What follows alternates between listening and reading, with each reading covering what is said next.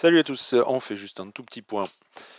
En prenant exemple ETH, je vous vois vous impatienter, trouver que c'est faible, trouver qu'on retrace trop, trouver que blablabla. Bon. Là, vous avez été mal habitué parce que depuis un moment, sur les cryptos, ça tape quasiment toujours juste. Ok, ça arrive quand on tape le bon sens. D'accord? C'est-à-dire, on trade dans le bon sens, ben, ça marche beaucoup mieux. Vous avez qu'à regarder le Forex, clairement depuis 3 semaines, je trade à l'envers. C'est-à-dire que, bon, alors le marché, je pense qu'il était dans un gros range sur le Forex, il était très indécis, je pense que pas grand monde a sorti quelque chose sur le Forex ces derniers temps, mais c'est pas la question. Sur le Forex, vous avez qu'à regarder, 70% des trades sont break-even, c'est-à-dire que la qualité de l'analyse fait qu'on généralement on rentre sur des zones où le prix réagit, on protège la position et on se fait sortir parce que le prix repart dans l'autre sens et on trade à l'envers, d'accord? Donc là, on arrive dans une zone où on peut trade à l'envers. Et donc, il va y avoir des trades perdants, c'est obligé, je vous explique la stratégie de pourquoi il y a des trades perdants et pourquoi ça fait partie du jeu. Si on prend la 1 de ETH qu'on rapporte à la 2, d'accord, on va recommencer ça. Tac. Je vous prends le pire scénario, c'est-à-dire où la 1 est ici et pas ici, d'accord. On voit qu'on n'a pas atteint un point 618. Ok, Bitcoin a atteint un point 618. Donc le papa a atteint un point 618. Litecoin, l'enfant, a atteint aussi, enfin bon, il a plus qu'un point 618. EOS a cassé un point 618. Bon voilà, je vous fais pas la liste. Beaucoup, ADA a explosé un point 618. Donc la corrélation de marché fait dire que Ethereum devrait y aller aussi. Comment il va y aller, ça c'est une autre question. D'accord, je vous rappelle qu'Ethereum il a été en avance sur beaucoup pendant une période. Et là, maintenant, il semble laguer. Donc, on n'a pas atteint un point 618. Par contre, on est dans la zone entre 1 et 1.236, qui est typiquement la zone, c'est ce que vous verrez dans les cours après, où où il y a un équilibre des prix qui se fait très régulièrement. C'est-à-dire les acheteurs et les vendeurs sont d'accord, les acheteurs sont d'accord pour prendre des profits, les vendeurs sont d'accord pour vendre, tout le monde est d'accord sur le prix, il y a souvent un retracement sur cette zone-là. C'est ce qu'on a à l'heure actuelle. Maintenant, ce que vous voulez savoir, c'est si tout est fini ou pas. Ok. Quand on regarde le daily, hop, on voit quoi? On voit que ici on avait fait un plus haut sur le RSI et que ce plus haut RSI, on l'a jamais cassé pour le moment. D'accord? Et ce niveau-là, si je trace les Fibos, il est où? Il est, voilà, il est vers 0.618. Ok, ce qui est assez classique. Ah oui, alors attendez, on reprend tout à zéro parce que j'ai oublié un degré en cours de route. Donc, hop, dégage ça. Donc on reprend tout à zéro pour les niveaux. Ma vague 1 est ici. Tac. Ma vague 2 est là. Tac. Donc ma zone d'équilibre, elle est entre 1 et 1.618. Voilà. Donc on la met en jaune. Ok. Ça, c'est ma zone d'équilibre de ce niveau ici. Alors, attendez, on va faire l'inverse. On va les mettre de la même couleur que le niveau. Voilà, en bleu. Lui, il est en fuchsia. Voilà. Ok. Je repasse en H4. Je repasse en H4. Merde, c'est fuchsia aussi. Ah non, c'est bleu. D'accord. Ah merde, c'est bleu aussi, oui. Bon. Et là, j'avais supputé une vague 1 ici, une vague 2 ici. Et là, on a cassé un point 618. D'accord, on l'a cassé comme il faut. C'était ici, on l'a cassé largement. Ok. Donc cette vague-là est probablement une vague 3. Le RSI sur le 4 heures fait un plus haut. D'accord. Donc on est dans une vague impulsive qui nous doit une 5. Alors bien sûr, ça ne marche pas tout le temps, ok, mais on a cassé un point 618, elle nous doit une 5. Comment on va calculer les targets? Eh bien, on va essayer de regarder les zones qui s'overlappent un petit peu.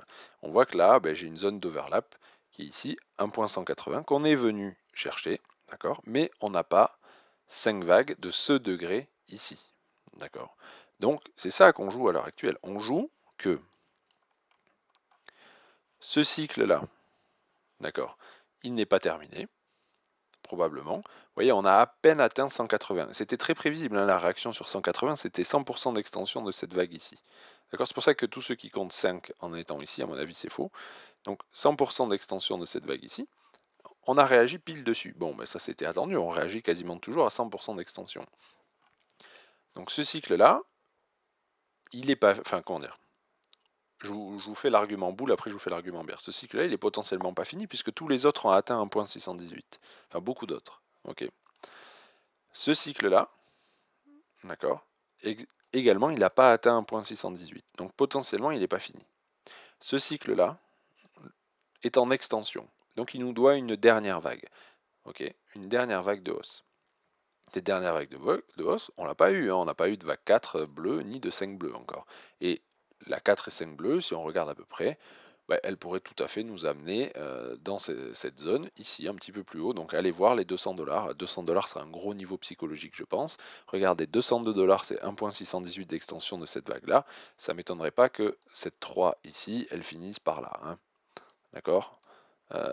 Ça fait une bonne convergence. Maintenant, l'argument bière. Le 1 a atteint 100% d'extension. Enfin, le bleu a atteint 100% d'extension. Le violet a cassé 100% d'extension, mais n'a pas cassé 1.618, et celui-là est étendu. Donc on reste toujours avec ce problème de ce cycle est étendu, il nous doit quelque chose de plus. Donc on passe sur le 1 heure, c'est un cycle à peu près horaire, celui-là qu'on a, hein. D'accord? Hop. Et donc à l'heure actuelle, je pense qu'on peut coller le 3, alors comme je vous ai dit, où il est là, où il est là. D'accord, ça c'est la question. Est-ce que c'est un flat ou pas? Si on regarde le RSI, on voit quoi? On voit que sur le 1 heure, depuis le départ de ce cycle ici, on n'a toujours pas cassé de droite de tendance. Ok, donc pour l'instant, bah, on est toujours dedans. On voit qu'en 1 heure, on a fait un plus haut RSI ici. Ok, c'est le plus haut de tout le cycle. C'est le plus haut de tout le cycle. D'accord? De tout le cycle ici. On n'a pas fait plus haut en RSI. C'est ce qui me fait dire que c'est pas fini. Ça, c'est la 3. D'accord? On est dans la 3 de ce cycle bleu. D'accord? La question, c'est est-ce que cette 3, elle est finie, dans le sens où, eh bien, on aurait 3 noirs. Attendez, je vais faire un peu de place. Hop. On aurait 3 noirs ici. 4 noirs ici. 5 noirs ici. Et on a fini la 3. D'accord? Et donc on cherche la 4 bleue. Clairement, vu le dump qu'on a eu, on peut tout à fait faire la 4 bleue ici. Donc la question c'est ça. Bon, ben là je pense qu'on commence à avoir la réponse. Le plus probable est qu'on ait trouvé la 3. Pourquoi? Ça, le plus haut RSI, je vous ai dit, dans une vague étendue, c'est le 3 de 3. Donc ça c'était la vague 3 de la troisième vague. D'accord? Probablement. Ou en tout cas c'était dans la vague 3 de la troisième vague. Après ça peut être la sous-3 de la 3 de la 3. Bon, c'est pas grave. Là, on a une première divergence qui s'est formée ici, ce qui a formé probablement la 3 noire. Et ce que je vous ai dit, on ne shorte jamais la première divergence d'une vague étendue, parce que ça va être la 4. Shorter une 4, c'est complètement débile.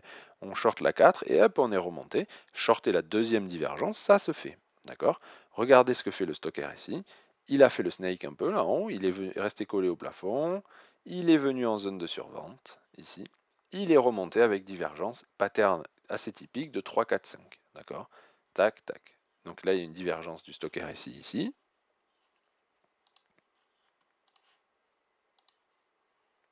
Ok.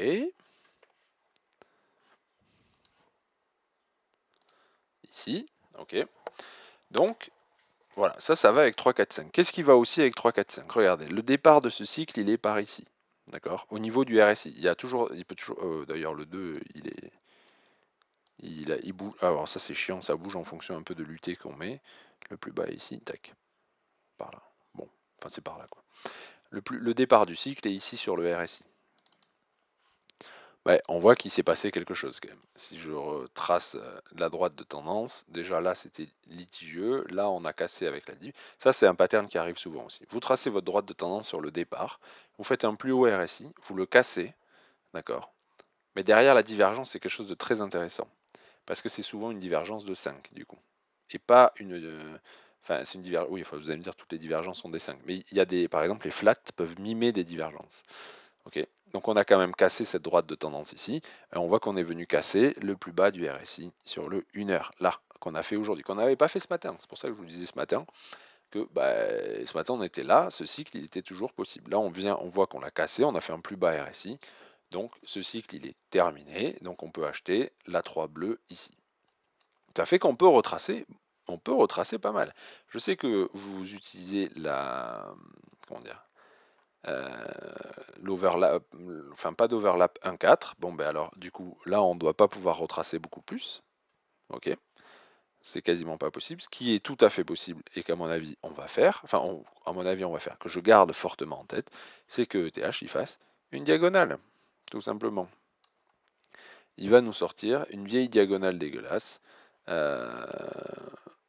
On va voir, hein, mais ce serait tout à fait possible. Alors je sais que vous n'allez pas aimer la forme de la diagonale, vous allez me dire, mais là c'est 5 et tout. Franchement, c'est en 5, je suis d'accord avec vous. Il y a largement moyen de trouver un autre moyen de faire et de dire que ça c'est une 1, ça c'est une 2, et puis là on fait 1, 2, 3, 4, 5. Vous voyez, que cette sous-vague elle soit comme ça. Hop, ici. Ok, et dans ce cas-là, celle-là, elle redevient en 3. D'accord, c'est ce que je vous explique sur le piège des vagues étendues. Enfin, le piège. La difficulté des vagues étendues, c'est qu'elles sont étendues et donc elles chantent 1 degré. Et c'est ça qui est assez difficile. Mais c'est sympa les vagues étendues quand on est dedans. Mais c'est ça qui est assez difficile dans une vague étendue, c'est que ça mélange des degrés, ça saute 1 degré. Et donc du coup, ça nous perd un peu dans le compte. C'est pour ça que le RSI peut nous aider. Donc on pourrait très bien avoir fait 1, 2, 3, 1 bleu, 1, 2, 3, 2 bleus, 1, 2, 3, 3 bleus. On va chercher une 4 qui est profonde dans le territoire de la 1 et on ira chercher une 5. Vous voyez, qui est par là. C'est une possibilité, je ne vous dis pas du tout que c'est ce qu'on va faire, je dis que c'est une possibilité qu'il y a en tête qui ferait que, effectivement, Ethereum ferait plutôt une vague en diagonale pour finir. Bon, c'est à garder en tête, c'est pas du tout ce qui me plaît le plus. Mais bon, je regarde ça. En tout cas, pour le retracement de la 4, pourquoi je pense à la diagonale? Parce qu'on retrace plus de 50%. D'accord? Une 3 qui retrace plus de 50%, ou c'est pas une 3. D'accord? Ou c'est une diagonale. D'accord? Comme là, je pense qu'on est dans une 3. Pourquoi? Parce que j'ai la corrélation avec les autres. Et bien j'attends un 4-5 et donc possiblement que j'aurai un 4 qui est très profond. Ça reste des hypothèses, ça c'est une vue d'analyste qui va vous dire on peut faire ça, on peut faire ça. Ça vous aide pas à trader. D'accord? Donc qu'est-ce qu'on fait quand on sait qu'on va avoir, on pense qu'on va avoir une 5? Eh bien on attend que le stock RSI il soit survendu et on achète le retournement en 3 vagues. D'accord? C'est la stratégie pour acheter les vagues 4. D'accord? Et il n'y a que celle-là. Et si vous ne voyez pas une belle correction, toute belle, enfin toute lisible, eh bien tant pis, on n'achète pas la vague 4. Ok? Donc là, il y a deux possibilités. Où on a fait, pardon, où on a fait la première vague de baisse. J'enlève tout ça.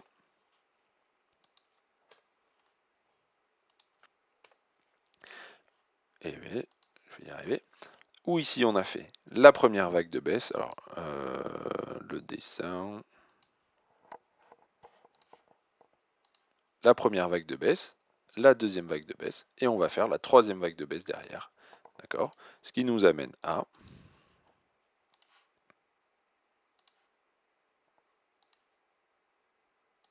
on vise généralement une première réaction à 0,618. Moi je vous l'ai dit, quand ça réagit sur 0,618, ça peut s'acheter uniquement et uniquement si on est très boule. Alors, on avait discuté de XML par exemple qui avait réagi sur 0,618 et était parti. Moi je vous avais dit je ne rachète pas ça. C'est parce que souvent, quand vous avez un WXY d'un gros niveau, le sous Y, je vous fais le dessin. Bon, ça part encore en cacahuète cette vidéo. Je veux du bleu, je veux du bleu. Ok, ça c'est un WXY. Donc c'est 3, 3, 3. Et bien souvent, donc vous avez 3 comme ça, 3 comme ça. Ok. Et bien souvent, celui-là, ce Y là, celui-là ici, il est égal à 0,618 d'extension de cette vague-là.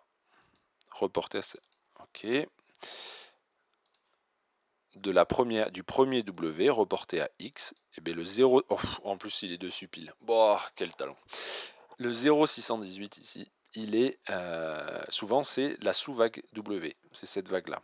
D'accord, ça arrive très souvent, c'est pour ça que je vous dis que moi je ne le rachète pas, souvent c'est un piège acheteur. Mais quand on est très boule, ben effectivement, on tronque la correction pour 0,618. Bon, ben a posteriori, on était très boule sur les cryptos, c'est facile à dire, une fois qu'on a vu XML, ADA, Litecoin exploser tous les scores. Voilà, bon, ben, sur le coup, on ne savait pas, ben, donc tant pis, moi j'ai pas racheté 0,618.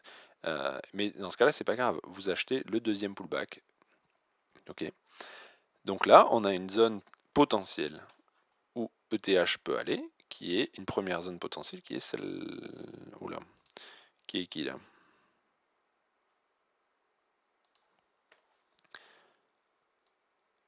Hop.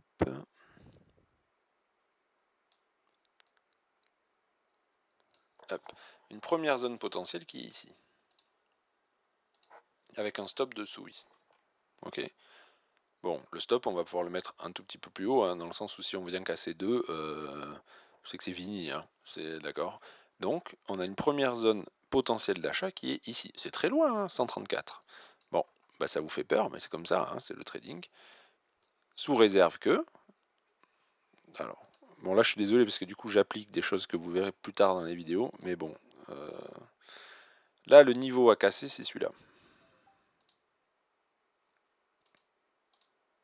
Putain, j'aimerais vraiment pas faire des vidéos structurées, ça part toujours en sucette d'explication. Le deuxième niveau à casser, c'est celui-là. Tant que celui-là tient, on est boule. Tant que celui-là tient, on est bière. Bon, ben là, on est boule et bière, c'est-à-dire on est neutre, on est entre les deux. D'accord? Donc là, forcément, on est obligé de faire un choix. Ok? C'est-à-dire, vous êtes ou vous ne tradez pas, ce qui est tout à fait louable comme stratégie. Vous ne tradez pas cette zone-là. Ok? Ou vous la tradez. Et dans ce cas-là, il faut faire un choix. Il faut faire un choix qui est où on considère que cette correction-là, elle est terminée. Si on passe sur le 15 minutes, c'est potentiellement. Alors attendez, sur le 5 minutes. Putain, c'est descendu, mais tellement raide. Oui, pardon. On considère que celle-là, elle est terminée. Oh putain, excusez-moi, je fais n'importe quoi, ça arrête pas de bouger. On considère que le 4 bleu est ici. Pourquoi le 4 bleu serait ici? Pour plusieurs possibilités. On peut mettre la 3 ici. D'accord? Si je vous dis, il n'y a pas de dogme dans Elliott Wave. Vous pouvez toujours bouger un peu le compte. On peut mettre la 3 ici et faire ABC, enfin un flat irrégulier pour avoir une 4 ici. D'accord? Ce matin, je vous défendais l'idée qu'au contraire, la 3 était ici et cette 4 est là. Oui, mais depuis, on a fait un plus bas RSI. Alors, les flats étendus, ils peuvent, hein, mais ça commence à devenir un peu alambiqué. Sachant qu'on a cassé un point 618, donc on peut très bien avoir la 3 qui est ici. Ok? C'est tout à fait possible. On a cassé un point de 618. On a bien une première divergence. Donc c'est tout à fait possible. Et derrière, on fait une 4 bleue en flat. Et dans ce cas-là, ça c'est fini. C'est pour ça que moi je vous dis, j'ai racheté cette zone-là. J'avais racheté contre ce plus bas ici. Ben maintenant qu'on a fait ça, mon stop loss, je le remonte ici, sous la mèche. Pourquoi je fais ça? On achète des corrections en 3, en 7 ou en 9. Où on fait A, B, C, et c'est fini. Moi j'ai acheté une correction en 3. Alors j'ai acheté un poil plus haut que la mèche qu'il y a eu, mais bon, c'est pas grave. J'ai acheté 1.618 d'ailleurs. Ben, vous avez qu'à voir, hein, le chiffre que je vous ai donné, c'est pas très compliqué. Hop, j'ai acheté 1.618, d'accord, de l'extension, ou un poil au-dessus, j'ai mis de l'extension, parce que c'est classiquement là où un flat étendu s'arrête. Un flat irrégulier s'arrête. Ok, donc bah, ça a méché un peu dessous, ça a méché un peu dessous, tant pis. Donc j'ai remonté mon stop ici, parce que dans ma tête, dans ma stratégie, possiblement j'ai acheté une correction en 3. Et ça fait partie de ma stratégie. J'ai tout à fait conscience que la correction en 3, ça peut être ça. D'accord? Dans ce cas-là, je prendrai ma perte à la cassure de ce niveau. La cassure de ce niveau voudra dire que ce cycle est totalement fini. D'accord? Et que ce cycle-là n'est pas fini. Le cycle baissier n'est pas fini et qu'on va continuer à faire un plus bas. Et dans ce cas-là, le classique, c'est ou 0,618 ou 100% d'extension. Et par sécurité, moi je baille 100% d'extension, vous pouvez bailler avant comme vous voulez.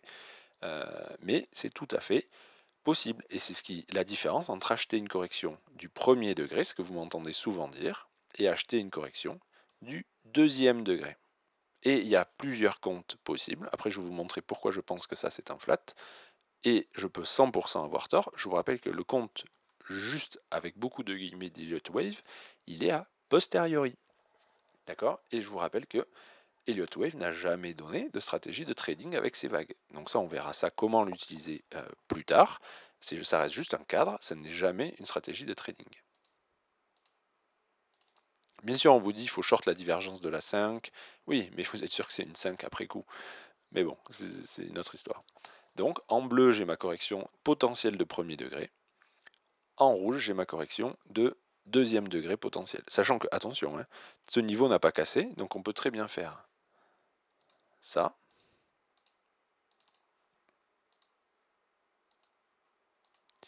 Et ma correction du deuxième degré, elle devient ça, d'accord? Et dans ce cas-là, elle remonte.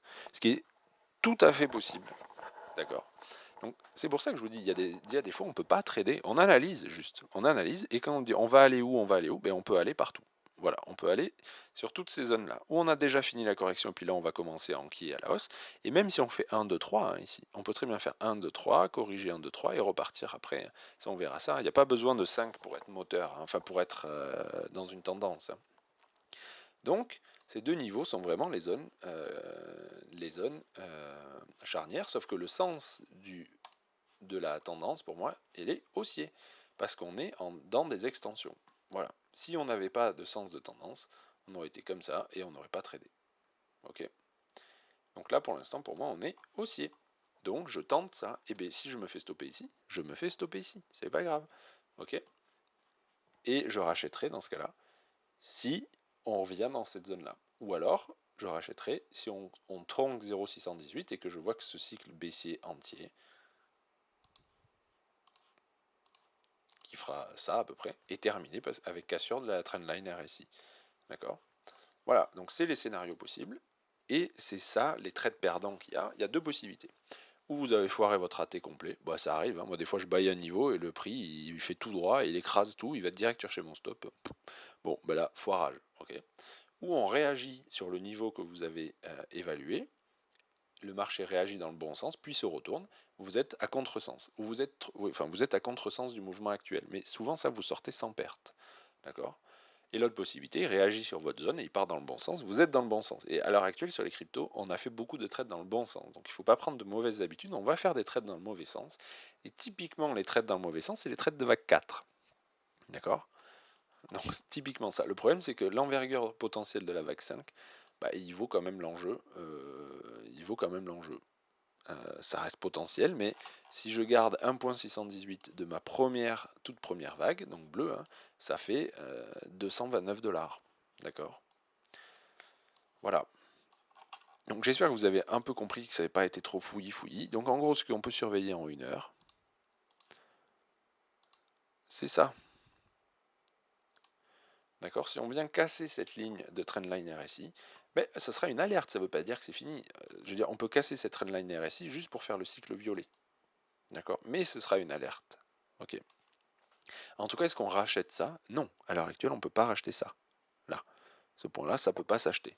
Ou on rachetait avant, ici. Et vous allez me dire, oui, mais toi, tu as acheté 156 avec le stop loss là. Donc moi, je peux racheter ici 154, j'aurai un meilleur prix que toi. Alors, ça, c'est pas du trading vraiment. Je comprends ce que vous voulez faire. Autant acheter ici, ça avait une logique sur le flat. Autant là, pour l'instant, on n'a rien montré quant à la confirmation. On a plutôt même montré que on est en 3. Regardez, si je vais en 5 minutes, qu'on est en 3 ici. D'accord? On va aller même sur le 1 minute, tellement c'est rapide. Bon, là, je sens que je vais vous perdre. On est en 3 ici, pourquoi? Ben, le RSI fait un plus haut, hein. Regardez. Le RSI fait un plus haut. On est en 3, sauf qu'il n'y a pas d'extension, donc on est en WXY ou ABC ou comme vous voulez. M1, M2, M1, C2, M3, c'est comme vous voulez. Mais on est probablement en 3, on a fait 1, 2, 3, 1, 2, 3, 1, 2, 3. D'accord? Je vous le dessine vite fait. On a fait 1, 2, 3. Alors, 1, 2, 3 du degré inférieur, donc qui correspond à WX, et 1, 2, 3. Ok? On a tronqué le cycle, à mon avis, vu la gueule du truc. Hop. on a largement tronqué le cycle, ce qui pourrait dire que il n'est pas fini. Donc si on tradait sur le 1 minute, d'accord, et bien ça ce serait ma ligne rouge, et ma ligne verte reste la même du coup. Okay. Mais comme on n'a pas de direction, en 1 minute, on ne sait pas si on est haussier ou baissier, mais là on ne peut rien faire. Okay. Mais tant que cette ligne-là n'a pas cassé, on peut toujours aller finir ce cycle de montée ici. Ça reste une possibilité. Donc on peut retourner à 170. Ok, n'importe quoi. Oui, si, on peut retourner à 170, mais là je vous dis une connerie. Je vous dis une connerie, on a forcément tronqué parce qu'on a cassé tous les plus bas RSI depuis. Donc je vous dis une connerie, laissez tomber, j'ai faim. Donc nous on a tronqué ce cycle. Et si on reporte maintenant le sommet de ce cycle au bas ici, qu'est-ce que ça nous donne? Ça nous donne entre 1 et 1.236. Vous voyez que c'est la zone où on est en train d'essayer de réagir. Voilà, il y a une petite réaction du prix à ce niveau-là. Maintenant, on va voir si ça tient ou si ça tient pas. D'accord. Et pourquoi je pense que potentiellement on a fait un flat irrégulier? Je suis pas sûr que ça ce soit en 5. Ok, autant ça, je suis sûr que c'est en 3. Alors là, vous allez me dire, c'est intéressant, on va faire ça. Clairement, ça dévie complètement de l'objectif de la vidéo qui devait durer 5 minutes. Là, je vois très bien ce que vous allez me dire. Vous allez me dire, divergence. Divergence donc 5.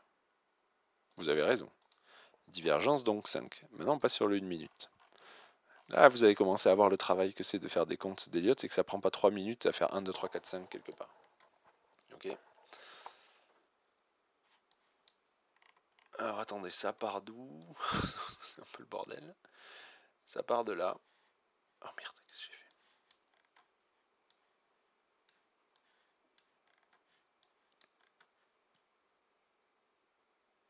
fait? Ok, ça part de là, on a une clôture là et là. Ok, ça a l'air en 3. 1, 2, 3. Alors bien sûr, il faudrait des ticks pour regarder le nombre de contrats, pour avoir des bougies encore plus petites. Mais globalement, j'ai envie de dire ça fait 3. 1, 2, 3. Ok. 1, 2, 3. Et là, c'est parti. Oh merde.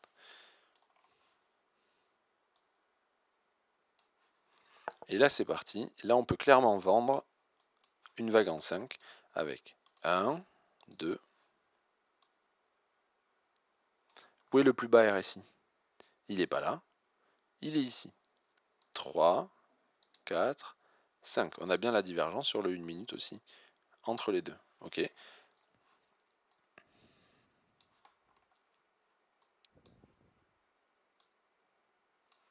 Hop.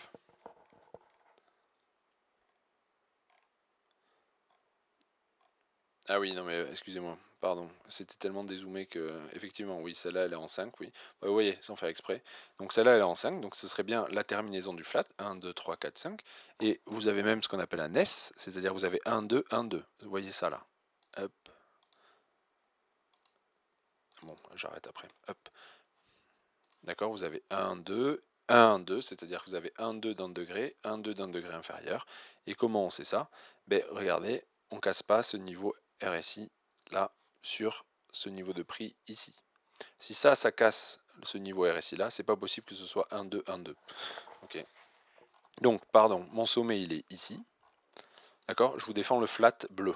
D'accord, donc je suis censé être en 3 dans cette zone là, en 3 dans cette zone là et en 5 sur la descente. Bon, la descente, on vient de voir qu'on est en 5, c'était le trait violet. Hop. Donc maintenant, là vous me dites divergence. D'accord, c'est ce que je vous montrais tout à l'heure, je me suis juste trompé après. Vous me dites divergence, et là vous me dites, logiquement, vous me dites 1, 2, 3, 4, 5. C'est tout à fait possible. Mais on peut très bien aussi faire 1, 2, 3. D'accord? Ça reste aussi tout à fait possible. C'est là où je vous dis qu'il faudrait des ticks pour pouvoir compter. Parce que si vous regardez ça, 1, 2, 3, pas de divergence en bas. Donc la première descente est en 3. Donc ça peut pas être une vague 1. Ok. Là on est en 3 aussi.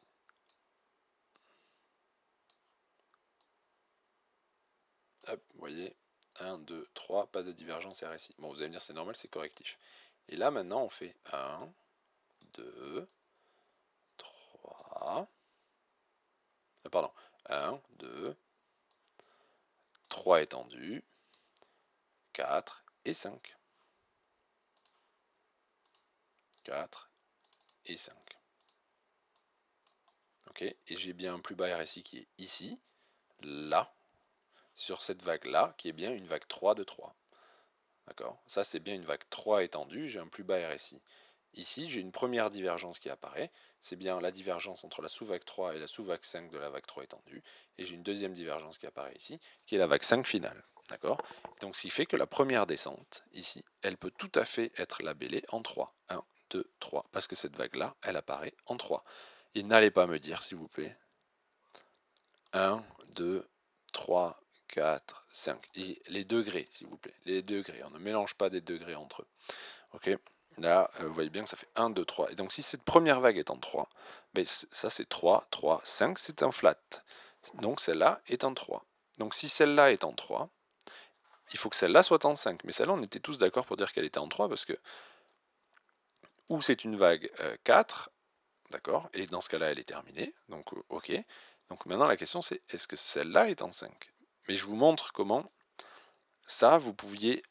Je suis sûr que beaucoup d'entre vous voient 5. Là. 1, 2, 3, 4, 5. Et c'était juste pour vous montrer. Est-ce que celle-là est en 5? Comment je fais pour savoir si elle est en 5? Alors, je me mets sur le 5 minutes parce que c'est une vague qui est quand même un peu plus longue. Et sur le 5 minutes, qu'est-ce qu'on voit? Le plus haut du prix, il est où? Il est ici. C'est ça. Et quel est le plus haut du prix? Il est ici. Il est où? Il est ici. Ok.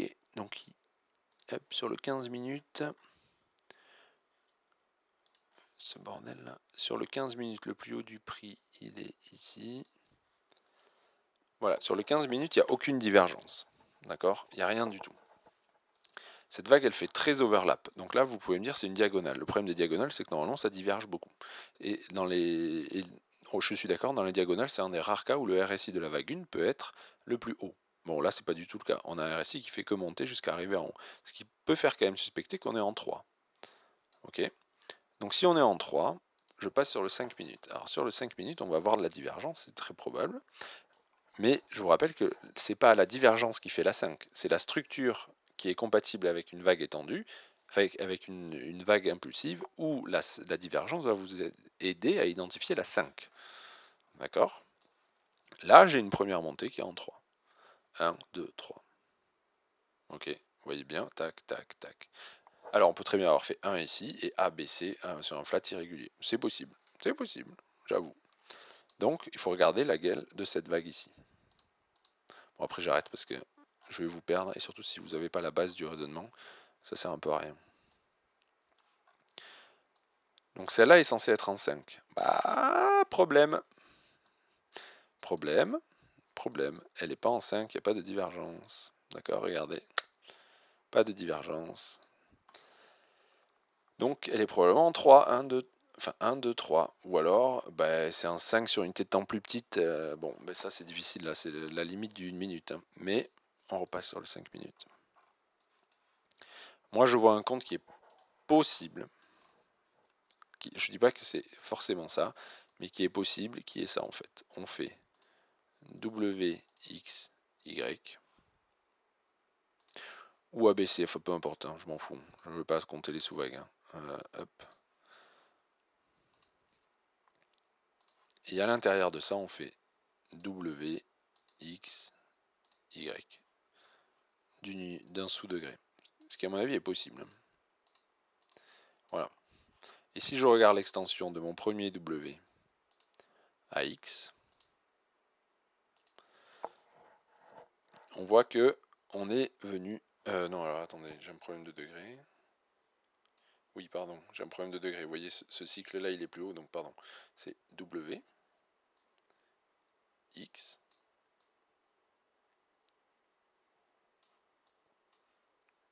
Y, W, X, et je ne sais pas où est parti le Y. Voilà, Y du sous-degré. D'accord? Hop. Voilà, et on vient réagir dans 1.236, donc ce qui irait très bien. Si ça c'est mon premier degré, hop, celui-là, regardez, il vient finir juste avant 1, mais pas loin quand même, d'accord. Ok, juste avant.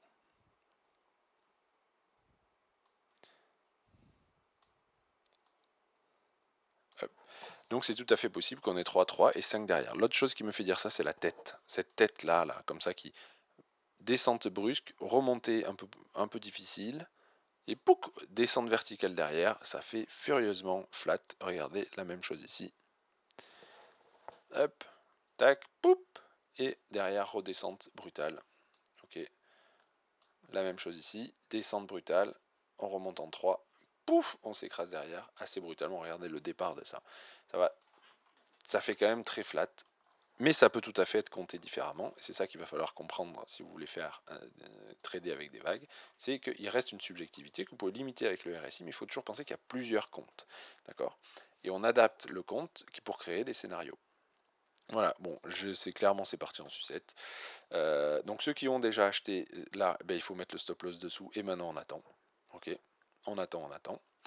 Clairement, si on vient chercher 100% d'extension de cette vague-là, il faut prendre un peu de profit. Enfin, ça c'est comme vous voulez. Moi personnellement, je prendrai un tout petit peu de profit pour juste payer la différence entre mon entrée à 156 et ça, pour que ce trade soit complètement break-even. Ok. Après, si vous voulez pas le faire, c'est pas grave, faites ce que vous voulez. Voilà.